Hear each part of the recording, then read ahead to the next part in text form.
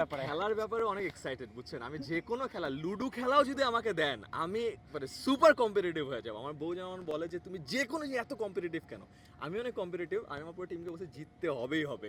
এটা প্র্যাকটিসে নিয়ে আসছি। আমার এক ফ্রেন্ডের পায়ে ব্যথা, ওকে বলছে না তুই আয়, তোকে দাঁড়ায় থাকবি তাও দেখ।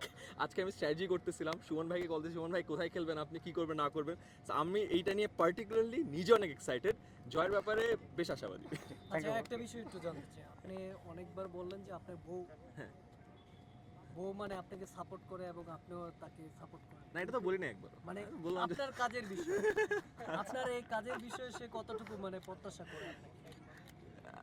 এইটা নিয়ে খুব একটা তার প্রত্যাশা নাই। আমি এটা নিয়ে অনেক বেশি এক্সাইটেড, দৌড়াদৌড়ি নিয়ে, ম্যারাথন নিয়ে। আমি ট্রায়াথলন দেওয়ার ইচ্ছা আছে লাইফে।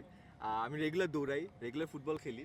সো সে একটু হালকা বিরক্ত, সে আসলে এটা নিয়ে তার খুব একটা প্রত্যাশা নাই। আচ্ছা আপনি বললেন লুডো খেলেন, মঞ্জুরিন আপুর সাথে না, না, লুডো খেলি। মানে জিতে বেশি কে, আপনি না?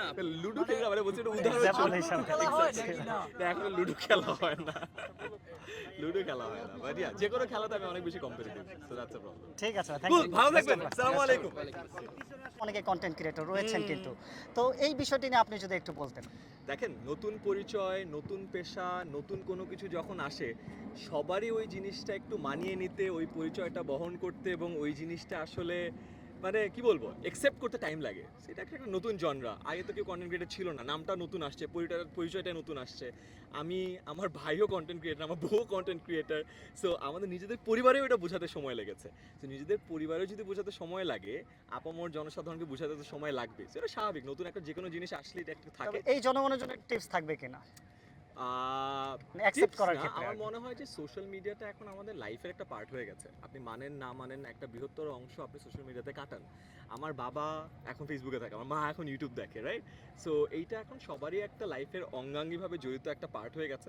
জায়গাটাকে যত সুন্দর রাখা যায়, যত ভালো কন্টেন্ট প্রমোট করা যায়, আপনার জার্নালিস্ট আপনার যত ভালো কন্টেন্ট প্রমোট করবেন, যত ভালো জিনিস দেখাবেন, তত আস্তে আস্তে এই জায়গাটা আরও সুশৃঙ্খল হবে, ভালো কন্টেন্টের চাহিদা বাড়বে, ইন্ডাস্ট্রি গড়ে উঠবে, ক্রিয়েটারদের পরিচয়টাও এখন যতটুকু তুচ্ছতাচ্ছিল্যভাবে নেয় এটাও হবে না, আরও প্রপারলি নেবে। ওভারঅল পুরো ইন্ডাস্ট্রিটা বেনিফিটেড হবে। একটা ইন্ডাস্ট্রি গড়ে উঠতে সময় লাগে, আমার মনে হয় এই ইন্ডাস্ট্রিটা গড়ে হচ্ছে মাত্র 4-5 বছর, সময় একটু দিতে হবে, তাহলে ইনশাল্লাহ আরও বড় হবে। শেষ প্রশ্ন একদম, জয়ের ব্যাপারে কতটা প্রত্যাশী এবং চ্যাম্পিয়ন আমি